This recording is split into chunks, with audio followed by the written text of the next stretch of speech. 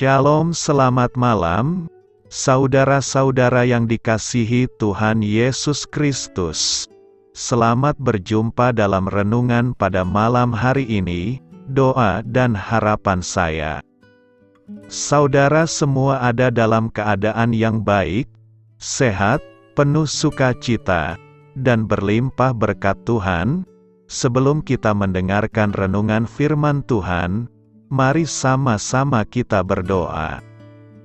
Bapa kami yang di sorga, Bapa dalam nama Tuhan Yesus Kristus, Bapa yang baik, Tuhan yang selalu mengasihi dan peduli kepada kami bersyukur untuk berkat kemurahan Tuhan. Penyertaan-Mu dari pagi hingga malam hari ini, oleh karena pertolongan Tuhan, karena tuntunan dan hikmat-Mu saja, maka kami dapat melakukan segala tugas aktivitas kami. Pada saat ini kami mau mendengarkan sabda firman-Mu, urapi kami Tuhan, agar kami mengerti dan taat melakukan kehendak-Mu. Dalam nama Tuhan Yesus, kami berdoa. Haleluya, amin.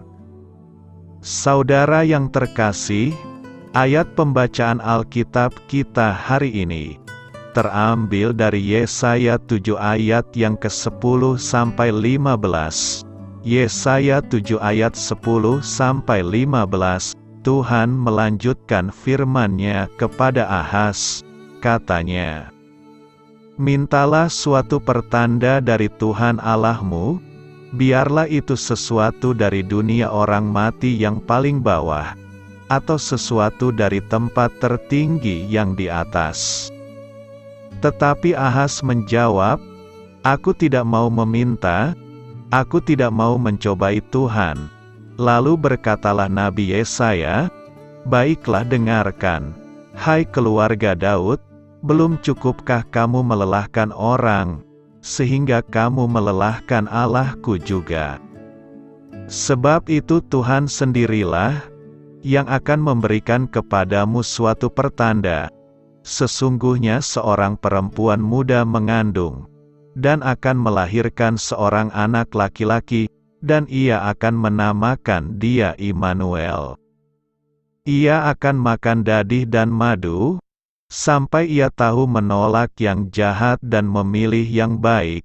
Sahabat Suara Kasih, ayat emas renungan kita hari ini adalah Yesaya 7 ayat 14.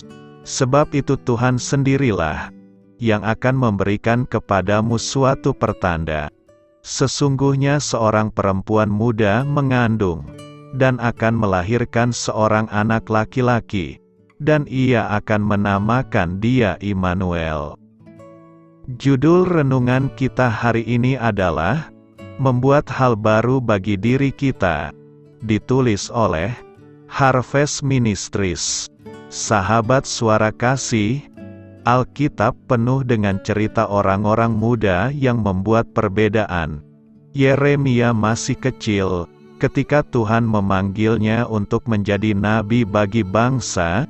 Dia protes dan mengatakan bahwa dia terlalu muda, dan ingin-ingin Tuhan mencari orang lain.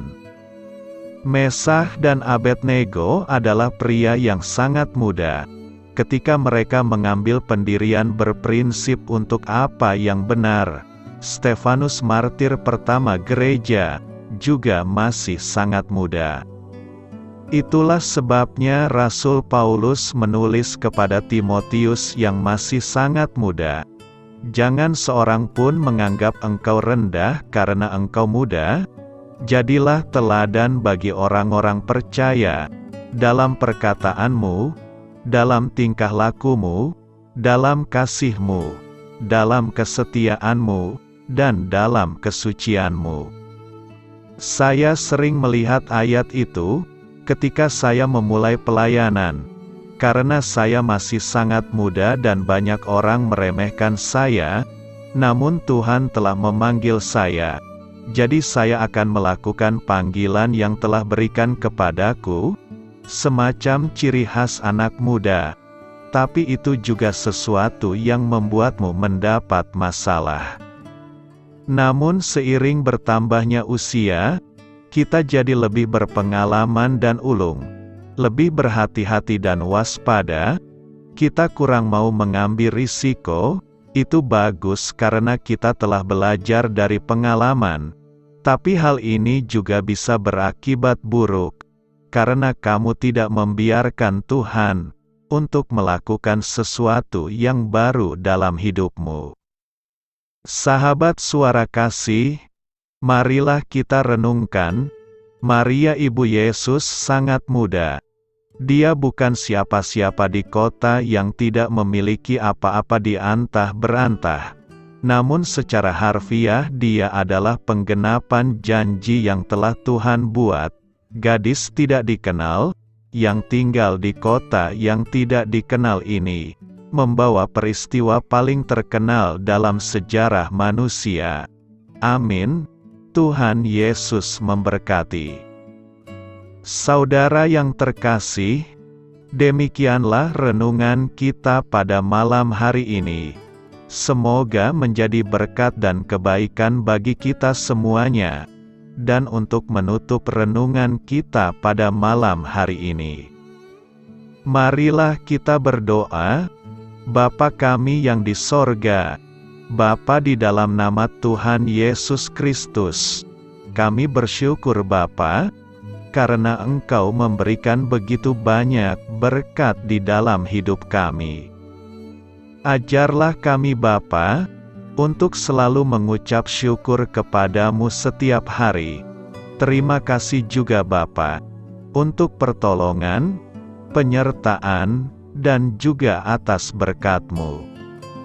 Kami berbahagia dan bersyukur Bapa, atas kebaikan Tuhan di dalam hidup kami.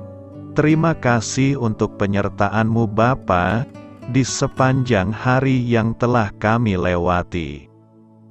Hingga pada malam hari ini, kami boleh bersyukur lagi di hadapan-Mu Bapa, melalui doa dan renungan malam hari ini. Terima kasih untuk firman-Mu pada hari ini Tuhan. Kami mau belajar dan terus belajar tentang firman-Mu. Firman-Mu yang menguatkan dan meneguhkan iman percaya kami. Firman-Mu yang mengubahkan kehidupan kami. Kami mau melakukan firman-Mu Bapa, di sepanjang kehidupan kami, agar kami menjadi kuat, berjalan bersama dengan Engkau. Terima kasih Bapa, untuk nafas kehidupan yang masih Engkau berikan. Kami mau pakai kehidupan kami, untuk hormat dan kemuliaan nama-Mu.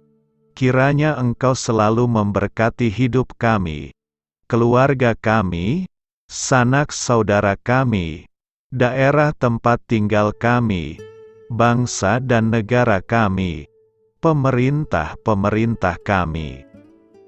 Biarlah semuanya dalam perlindungan-Mu Bapa, dan jadilah sesuai kehendak-Mu yang terbaik di dalam hidup kami. Bapa, hamba berdoa untuk saudara-saudara kami yang sudah mendengarkan renungan pada malam hari ini. Biarlah yang saat ini sedang mengalami sakit penyakit, pergumulan masalah, kebutuhan ekonomi, kiranya Engkau jamah, sembuhkan dan pulihkan kehidupan mereka. Berkati perekonomian mereka, serta berikan jalan keluar di setiap masalah kehidupan yang sedang mereka hadapi. Ajarlah kami juga Bapa, untuk selalu berharap dan percaya kepada Tuhan Yesus. Pada malam hari ini Bapa, kami akan beristirahat dalam tidur kami. Kiranya Engkau sertai dan lindungi kami di sepanjang malam ini, sehingga kami boleh bangun besok pagi, dengan tubuh yang sehat, kuat, serta diberkati Tuhan.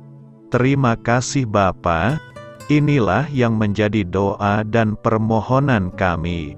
Dalam nama Tuhan Yesus, kami berdoa. Amin.